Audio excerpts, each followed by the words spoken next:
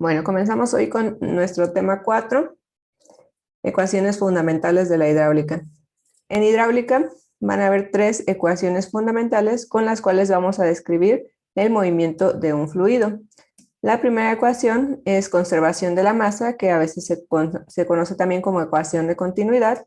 La segunda es ecuación de conservación de la cantidad de movimiento o conservación de momentum. Y la tercera, ecuación de conservación de la energía. Entonces, las 3 ecuaciones fundamentales para la hidráulica son ecuaciones de conservación. Recordemos que eso de conservación, ya sea de masa, de cantidad de movimiento o de energía, hace referencia a que la cantidad en cuestión no se crea ni se destruye, solo se transforma. Hoy vamos a deducir la ecuación de continuidad. La continuidad que nos dice la masa no se crea ni se destruye, solo se transforma. Y para ello vamos a apoyarnos de este cubo diferencial a través del cual existe un flujo de masa, un flujo de fluido. Como es diferencial, su volumen sería de X, de Y y de Z. Por lo tanto, la masa la puedo expresar como volumen por densidad, es decir, de X, de Y, de Z por densidad. Fíjense bien, aquí está entrando un flujo y saliendo un flujo a través de este cubo diferencial. Y vamos a ver primero la variación temporal de la masa en el volumen de control después de un intervalo de T. Entonces vamos a ver variación temporal y vamos a ver después variación espacial. Para la variación temporal tendríamos esto, el cambio en la masa, de la masa en el tiempo es igual a lo que entra menos lo que sale. La masa que entra menos la que sale es igual al incremento de la masa dentro del volumen de control en un intervalo de tiempo, ¿no? Físicamente, pues eso es lo que me describiría esta expresión. ¿De acuerdo? Y si trabajamos aquí con estos términos, vemos que se cancela este término con este término y me queda únicamente el cambio de la densidad en el tiempo de T, de X, de Y y de Z. Sería esto de aquí. Esta es la variación de la masa en el tiempo. Ahora vamos a ver la variación espacial. Como estamos considerando un análisis tridimensional, la variación espacial también va a ser en las 3 direcciones. Vamos a tener un cambio en X, en y en Z.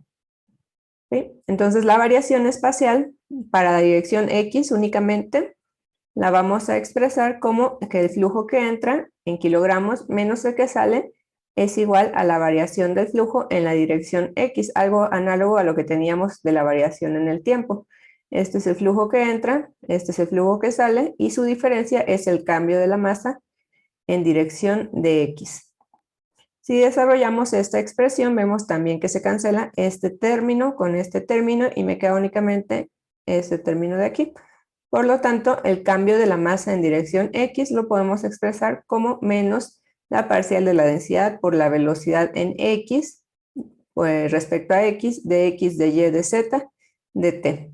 Recordemos nada más que aquí U, V y W son las componentes de la velocidad en X, Y y Z respectivamente. Entonces, si queremos hacer esto mismo para el cambio en Y y en Z, pues vamos a sustituir ahí con las componentes de velocidad en Y y en Z.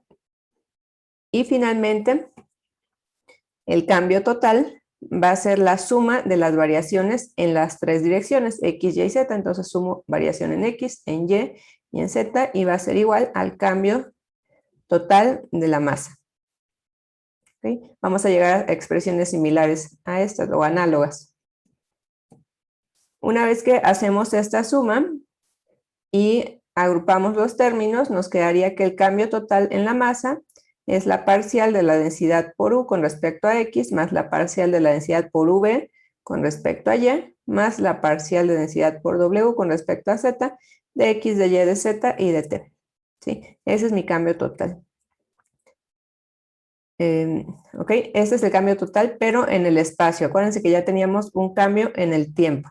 Ahora, ¿qué vamos a hacer con ese cambio en el espacio y en el tiempo? Pues por ecuación de continuidad, por conservación de la masa, el cambio en el espacio debe ser igual al cambio en el tiempo. Entonces vamos a igualar cambio en el tiempo con cambio en el espacio, o bien lo expresamos así. El cambio en el tiempo menos el cambio en el espacio es igual a 0. ¿sí? Aquí vamos a sustituir las expresiones que llegamos para el cambio en el tiempo y el cambio en el espacio y trabajar un poquito ahí con los términos. Nos quedaría ya esta ecuación como esta ecuación que tenemos aquí. Me marca la parcial de densidad con respecto al tiempo más la densidad por el cambio de la velocidad en x con respecto a x, más el cambio de v con respecto a y, más el cambio de w con respecto a z, más u por la parcial con respecto a x, más v por la parcial de densidad con respecto a y, más w por la parcial de densidad con respecto a z.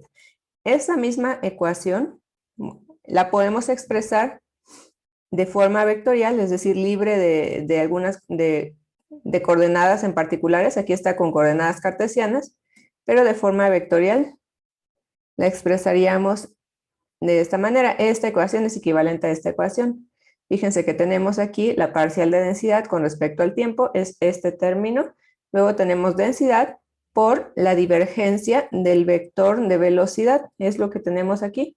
Densidad por la divergencia del vector de velocidad, luego más la velocidad, producto punto, gradiente de densidad. El gradiente de densidad es la parcial de densidad con respecto a x, a y y a z. Si hacemos producto punto con el vector de velocidad, llegaríamos a esta expresión de aquí, que es lo que tenemos aquí. ¿Ok? Esa es la ecuación de continuidad, de forma matemática, obviamente, para el caso más general. Sin embargo, en hidráulica vamos a trabajar con flujo incompresible. ¿Qué implica que el flujo sea incompresible aquí en esta ecuación? ¿Cómo va a ser el cambio de la densidad con respecto al tiempo si la densidad es constante? Pues cero, ¿no? Entonces, este término se va a cancelar. ¿Ok? Y luego el gradiente de densidad, el cambio de la densidad en x, y, z, pues también va a ser cero porque la densidad no va a variar para un flujo incompresible. Por lo que me quedaría únicamente con este término. Densidad por la divergencia de la velocidad. Pero como igual va a cero, puedo cancelar la densidad, bueno, pasarla dividiendo, y me quedaría que la ecuación de continuidad para flujo incompresible se reduce a esta expresión. La divergencia de la velocidad es igual a cero, que sería el caso que utilizamos para el agua, en hidráulica, ¿no? Porque aquí la densidad la estamos considerando como constante. Bueno, ahora recordemos del cálculo vectorial, lo que es el flujo irrotacional, que ya habíamos mencionado un poquito del flujo irrotacional en el tema anterior. Recordemos que para flujo irrotacional, es decir, cuando el rotacional de la velocidad es igual a cero, podemos establecer una función potencial phi. Y la función potencial phi la vamos a relacionar con el vector de velocidades de la siguiente manera. El gradiente de phi es igual a la velocidad. Y la velocidad tiene componentes u, v y w. Recordemos que el gradiente de una función escalar phi sería igual a la parcial de phi con respecto a x, parcial de phi con respecto a y, parcial de phi con respecto a z, si es que estamos trabajándolo con coordenadas cartesianas. Entonces voy a igualar este gradiente a las componentes del vector de velocidad, de tal forma que me queda que la parcial de phi con respecto a x es igual a u, phi con respecto a y igual a v, y phi con respecto a z igual a w. Si estamos entonces considerando que tenemos flujo irrotacional, podemos hacer esta igualdad y sustituir estas expresiones en la ecuación de continuidad para flujo incompresible que acabamos de deducir, la divergencia de la velocidad igual a cero. ¿Qué me dice la divergencia de la velocidad en coordenadas cartesianas? Me dice que el cambio de u con respecto a x más el cambio de v con respecto a y más el cambio de w con respecto a z. Aquí en lugar de u, v y w, vamos a colocar a lo que equivale en función del potencial de velocidades, el potencial phi. Entonces, si sustituimos, nos quedaría de esta manera. Aquí está u, aquí está v y aquí está w. Por lo tanto, nos quedaría la parcial segunda de phi con respecto a x dos veces y así me voy, ¿no? Esto que tenemos aquí coincide con la función del laplaciano. Es el laplaciano del potencial phi, de la función potencial phi. Y lo vamos a igualar con 0 porque la ecuación de continuidad me decía que la divergencia de la velocidad es igual a 0. Entonces aquí estoy arrastrando ese 0. Operador laplaciano lo expresamos así o bien como la divergencia del gradiente de phi. Es lo mismo. Vamos a pasar a cómo interpretaríamos nosotros la ecuación de continuidad para aplicaciones de hidráulica básica, ¿sí? Para fines prácticos y cuando se trabaja con la velocidad media, que va a ser nuestro caso cuando estemos estudiando flujo en tuberías y flujo en canales, se puede entender la conservación de la masa como la suma del gasto que entra menos es igual a la suma del gasto que sale, ¿sí? O el gasto que entra menos el gasto que sale es igual a 0, es lo mismo. O bien el volumen que entra menos el volumen que sale es igual al volumen almacenado en un intervalo de tiempo. Matemáticamente lo expresamos así: suma del gasto que entra es igual a la suma del gasto que sale. O bien volumen que entra menos volumen que sale igual al volumen almacenado. Este lo utilizamos principalmente en tuberías y puede ser en canales también, y este lo utilizamos en embalses o presas.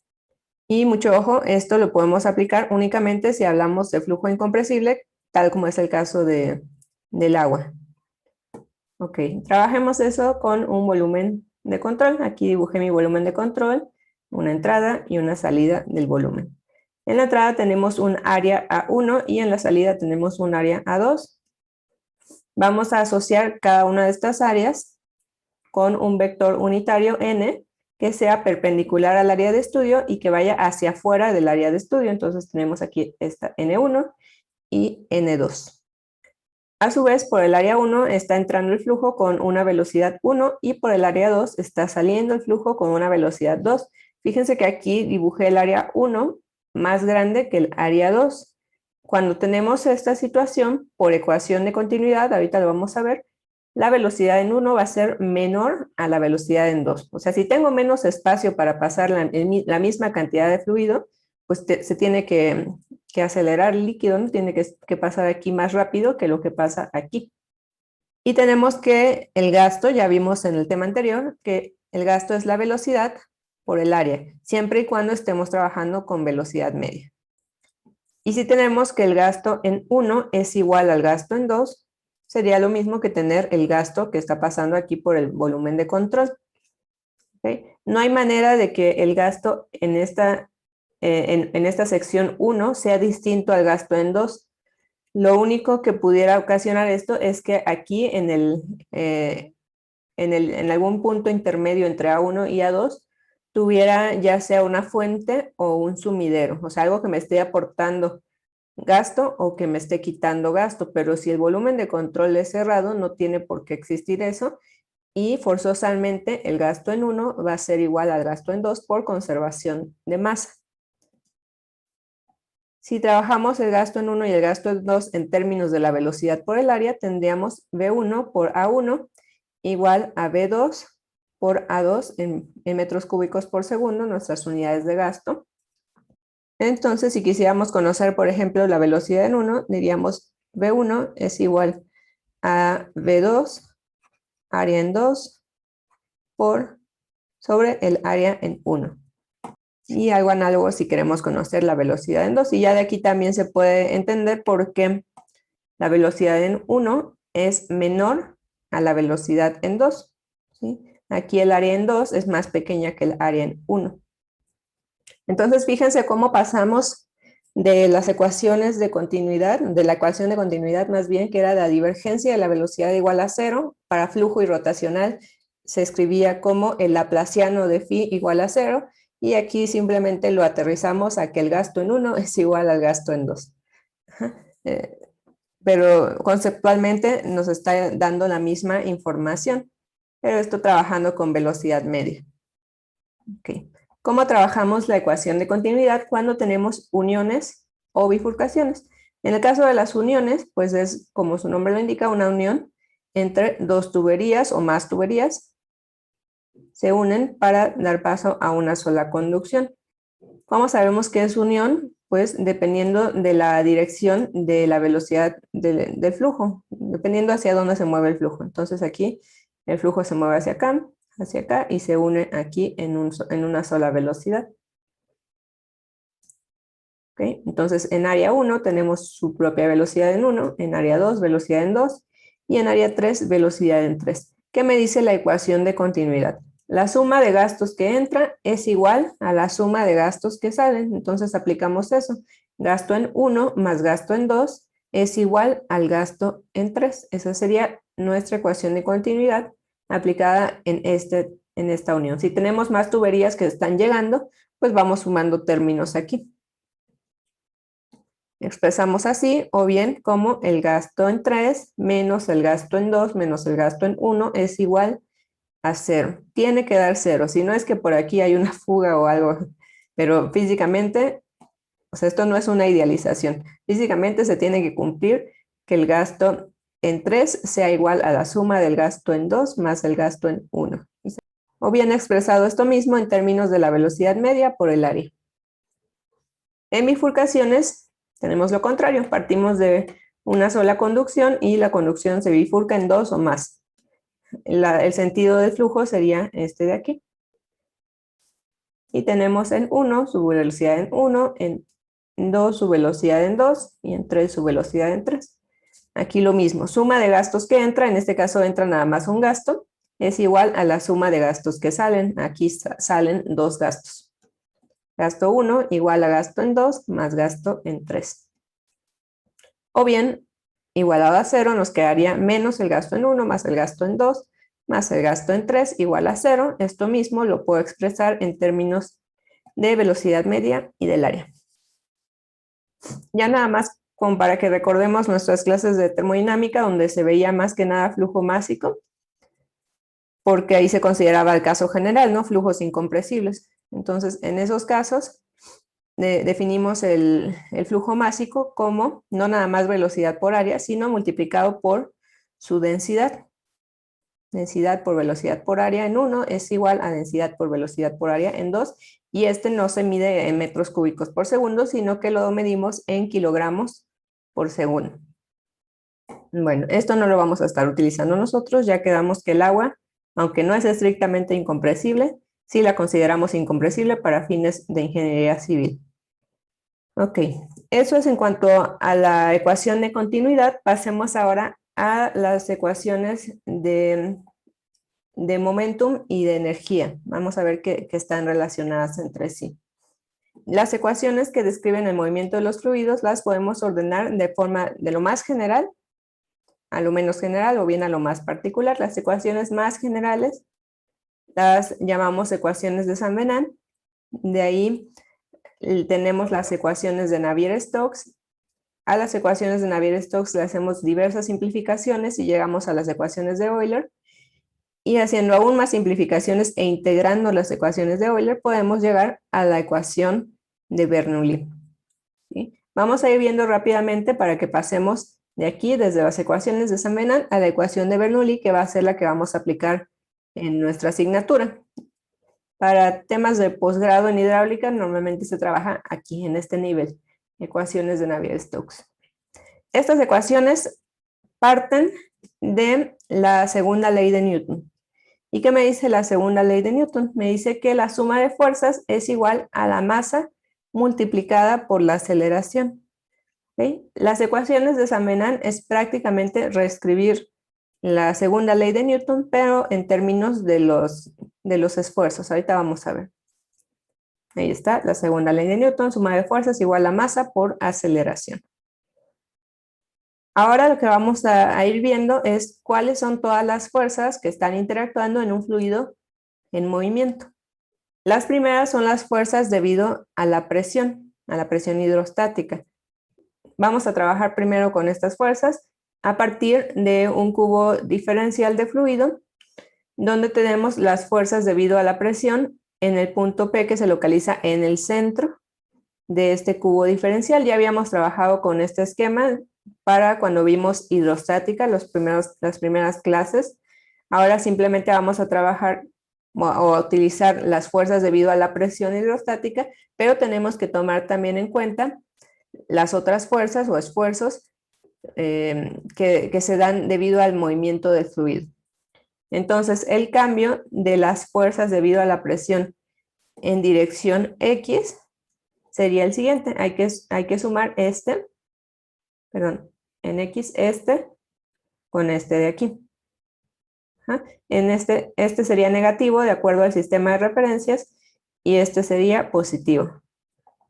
¿Okay? Ahí está. Sumo este de aquí menos este de aquí. Si trabajamos esta expresión, se va a cancelar este con este y aquí vamos a tener menos un medio, o sea, 1, menos 1. De tal forma que el cambio de la fuerza debido a la presión en X sería igual a menos la parcial de la densidad con respecto a X, de X, de Y y de Z. Y de forma análoga vamos obteniendo el cambio de la fuerza en Y y en Z, en las otras direcciones. ¿Okay? Entonces, de manera análoga, en Y tendríamos esta expresión con respecto a y en Z con respecto a Z. ¿Sí? Este es el cambio de la presión. Ok, ya tenemos las fuerzas debido a la presión. Ahora vamos a considerar fuerzas externas. Aquí en fuerzas externas podemos tener de varios tipos, pero principalmente la que no nos podemos quitar de encima es la fuerza debido a la aceleración de la gravedad, ¿sí? Que sería el peso propio del fluido. Lo medimos como negativo porque va hacia abajo de acuerdo al sistema de referencias, densidad por el volumen por la gravedad. Listo. Y finalmente, como el fluido se está moviendo, también tenemos las fuerzas debido a los efectos viscosos, esa fricción interna que hay entre las láminas de fluido al estarse moviendo.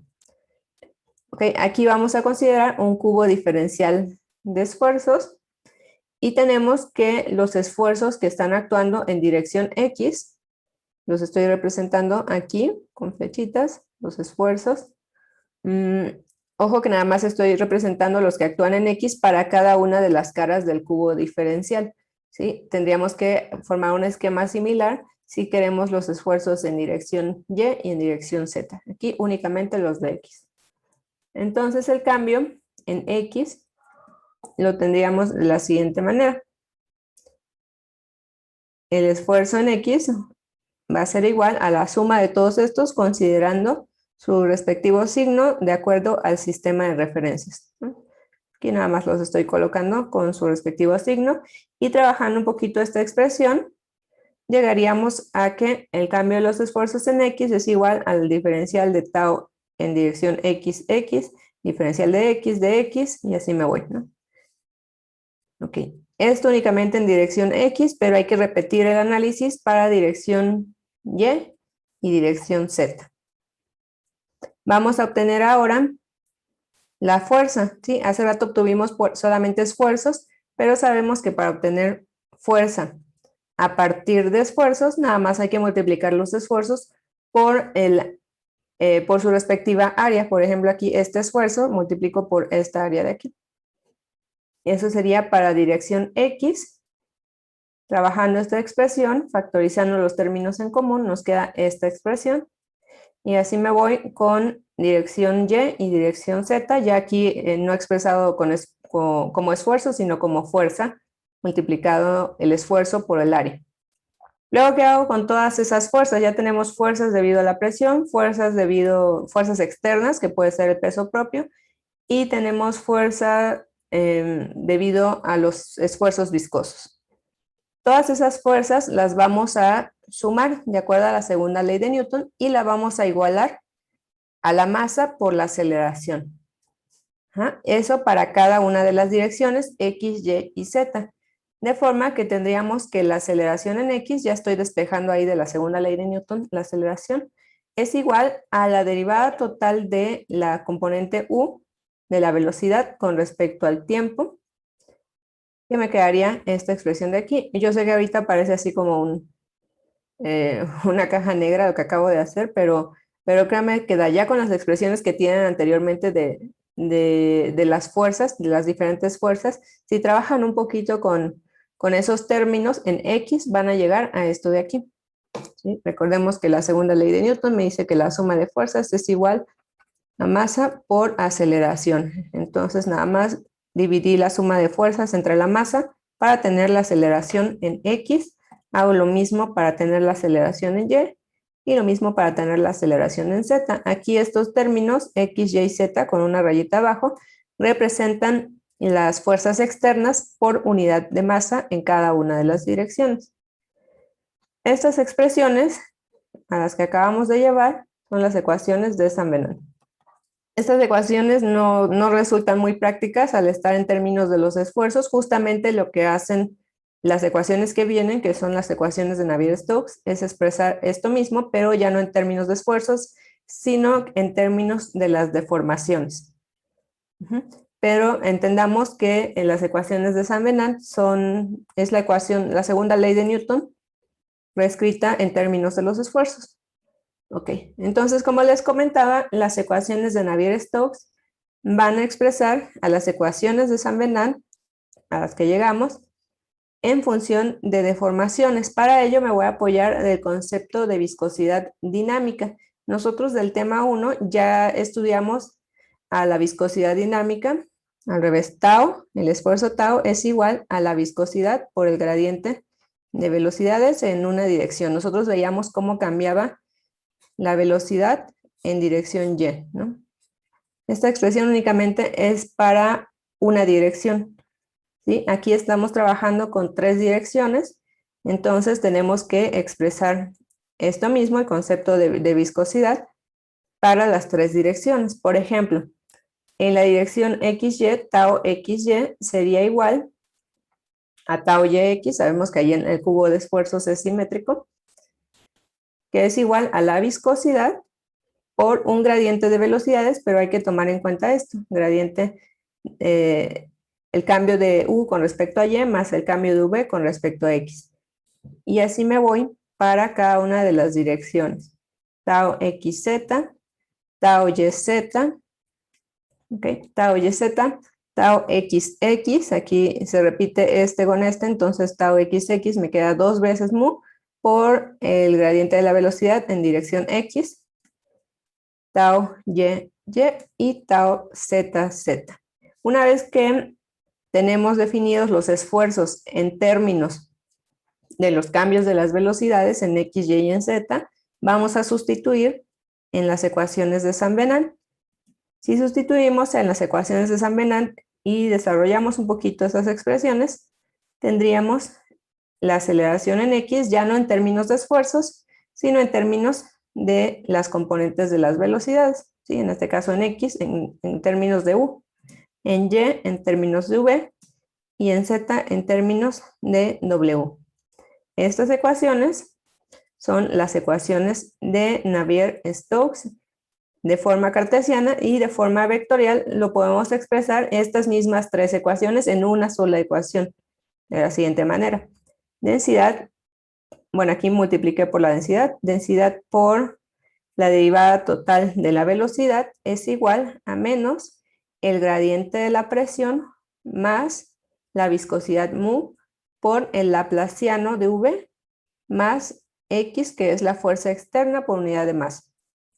Miren, las ecuaciones de Navier-Stokes hasta el momento no tienen solución analítica, pero no significa que por eso no se usan. Se hacen simplificaciones, se utilizan soluciones discretas, ¿sí? Hay que discretizar el espacio de estudio en el tiempo y en el espacio. Entonces, así sí se pueden utilizar, y además de que se van haciendo después algunas simplificaciones por la cuestión de la turbulencia. La turbulencia es un fenómeno que no está totalmente entendido ni a nivel físico ni a nivel matemático, entonces se aplican ahí modelos para cerrar el sistema de ecuaciones con las ecuaciones de Navier-Stokes, pero la solución analítica como tal todavía no se tiene. Ahorita ya empezamos con las simplificaciones. Vamos con las ecuaciones de Euler, que simplifican a las ecuaciones de Navier-Stokes, considerando que el flujo es no viscoso, considerando tensiones tangenciales nulas, es decir, sin esfuerzos tangenciales, un fluido ideal. Los efectos de fricción son despreciables por lo mismo, porque consideramos el flujo como no viscoso. Y la única fuerza por unidad de masa es la fuerza debido al peso del fluido, ¿sí? O sea, la fuerza debido a la gravedad y actúa en dirección de menos z. Si hacemos todas estas consideraciones, las ecuaciones de Euler me queda así para x, para y para z. Entonces, identifiquemos que se canceló al considerar el flujo no viscoso y esfuerzos tangenciales nulos. Me queda, por ejemplo, en x únicamente menos 1 entre la densidad por la parcial de la presión con respecto a x. Aquí tengan cuidado, yo luego no lo alcanzo a ver. Esta es presión, es una P normal y este es ρ, densidad, ¿sí? Entonces me regreso a las ecuaciones de San Bernard y veamos qué se canceló. Se canceló todo esto, ¿no? Que era lo que estaba relacionado con los esfuerzos tangenciales, nada más que aquí en términos de las deformaciones, y no tenemos fuerzas externas en X, entonces este término tampoco existe aquí. Luego para Y también se canceló todo esto y no hay fuerza externa, y en Z se cancela todo esto, no hay esfuerzos tangenciales, pero aquí sí no me puedo quitar la fuerza externa que sería el peso. Por eso tenemos estas ecuaciones en 3 direcciones y aquí, como es por unidad de masa, deje nada más g de la gravedad. Esas ecuaciones son las ecuaciones de Euler. ¿Okay? Si analizamos un poquito estas ecuaciones de Euler, ya habíamos mencionado antes ecuaciones de Euler, pero cuando hablamos de hidrostática, cuando el fluido no está en movimiento. ¿Cómo va a ser la derivada parcial de la componente en x de la velocidad con respecto al tiempo si el fluido está estático, en reposo? ¿Va a haber aceleración? Pues no, ¿verdad?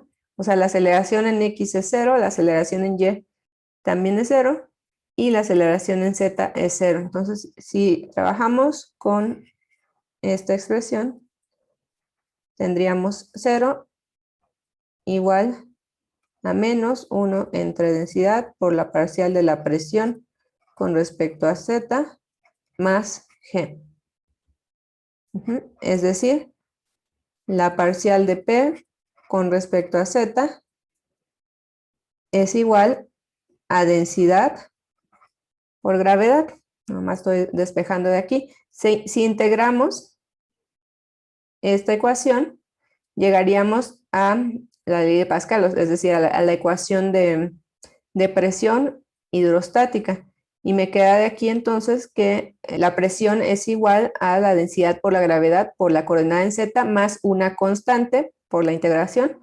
Y esa constante la igualábamos con la presión atmosférica. O sea, llegamos a lo mismo que ya vimos en hidrostática, nada más que aquí está expresado para cuando el fluido no está en reposo, sino que está en movimiento. Bueno, ya vamos llegando a unas expresiones más digeribles, ¿no? Ahora, para las ecuaciones que siguen, las ecuaciones de Bernoulli, vamos a integrar las ecuaciones de Euler, ¿sí? Y vamos a relacionar el campo de presiones con el campo de cinemático, considerando flujo incompresible e irrotacional. Aquí es donde entra la parte del laplaciano de phi, de tal manera que las ecuaciones de Bernoulli las tendríamos de esta forma. Aquí tenemos para dirección X, para dirección Y y para dirección Z. Esto ya es integrando las ecuaciones de Euler y por eso vemos aquí que quedan unas constantes, ¿sí? Una vez integrado, analicemos un poquito. Fíjense que aquí me queda la parcial de phi con respecto a t más un medio de u al cuadrado más v al cuadrado más w al cuadrado más la presión entre densidad igual a una constante. Pero comparemos este término que está aquí del lado izquierdo de la igualdad con este de aquí y con este de aquí. Observemos que son los mismos, ¿no? Es el mismo término que me quedó aquí. Lo único que varía es lo que está del lado derecho de la igualdad. Aquí tenemos una constante que por la integración me quedó en función de y, de z y de t. Aquí la constante quedó en función de x, z y t. Y aquí la constante en función de x, y de t, más el término que tiene que ver con el peso. ¿Okay? Entonces, por transitividad, si esto es igual a esto, pero también es igual a esto, y también es igual a esto, podemos igualar este y con este. ¿Sí? Ahí están. están igualados. Y las constantes, como también estamos igualando una constante que depende de y, z y t con una de x, z y t con otra de x, y y t, pues no pueden depender ni de x, ni de y, ni de z, sino únicamente del tiempo, ¿no? Entonces me quedaría que una constante que depende del tiempo va a ser igual a lo que teníamos en la diapositiva anterior del lado izquierdo de la igualdad. De ahí que pasamos de ecuaciones en plural de Euler a ecuación en singular de Bernoulli. Es una sola ecuación. ¿Qué me dice la ecuación? Me dice que el cambio del potencial con respecto al tiempo más un medio de las componentes de la velocidad al cuadrado más la presión entre la densidad más la gravedad por la coordenada z es igual a algo que es constante.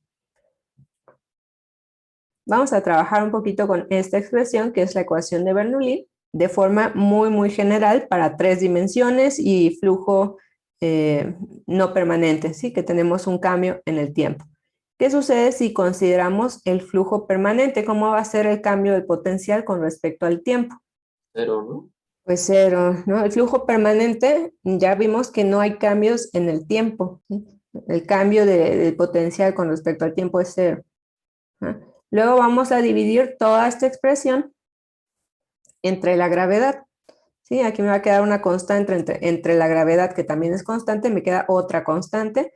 Este se hace 0, aquí me queda 1 entre 2 por gravedad, aquí me queda presión entre densidad por gravedad y aquí únicamente me queda z. Y vamos a considerar también una sola dirección. Ya no vamos a trabajar con 3 direcciones, al menos en hidráulica básica, por lo tanto me quedaría con una sola de estas componentes de velocidad. De tal manera que la constante, que ya no es función del tiempo porque es flujo permanente, entonces me quedo únicamente así, una constante, igual a la presión entre densidad por gravedad más b cuadrada entre 2g más z. Esta ecuación es la ecuación de Bernoulli para flujo permanente y unidimensional. Y además nos va a estar dando la energía del sistema en unidades de longitud. ¿Sí? Ya sabemos que la energía no se mide en unidades de longitud, pero aquí como estamos dividiendo entre la gravedad me va a dar en metros. Y por lo tanto la constante C en realidad me está expresando a la energía por unidad de peso. Por eso las unidades de metros. Ahora vamos a identificar qué nos está diciendo cada uno de estos términos de la ecuación de Bernoulli. ¿Okay? Aquí tenemos energía por unidad de peso. En lugar de llamarle C a la constante, en hidráulica acostumbramos a llamarle H mayúscula. Entonces aquí tenemos energía por unidad de peso. Esta Z que tenemos aquí es una coordenada en la vertical. Le vamos a llamar carga de posición. B cuadrada entre 2G le vamos a llamar carga de velocidad. Y presión entre ρ por G le llamamos carga de presión. En realidad aquí estamos haciendo una suma de las distintas energías del sistema. Tenemos energía potencial, tenemos energía cinética y tenemos energía debido a la presión o trabajo de flujo. La suma de todas las energías es igual a la energía total por unidad de peso en el sistema. Eso es lo que me está expresando la ecuación de Bernoulli, y esta ecuación va tanto para el formulario como para la memoria. Hay que memorizar la ecuación de Bernoulli porque se va a utilizar ya de aquí en adelante, no nada más en hidráulica básica, sino en todas sus asignaturas que tengan que ver con hidráulica.